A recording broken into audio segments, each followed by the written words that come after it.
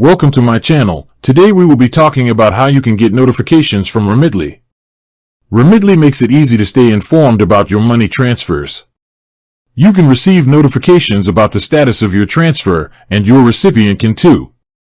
The app and website send updates so you know exactly where your money is and when it arrives. Remitly offers a few ways to get these alerts. You can get real-time updates through email, text messages, SMS, and push notifications on your phone.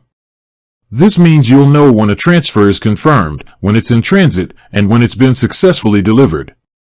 If you need to change your notification preferences, you can easily do so in the Remitly app or on their website. Just go to your account settings to manage what kind of alerts you receive. This allows you to customize your experience and get only the information that matters most to you. With that being said, thank you for watching. For more finance videos, kindly check my page. Please like, share, comment, and subscribe to my channel. Thank you.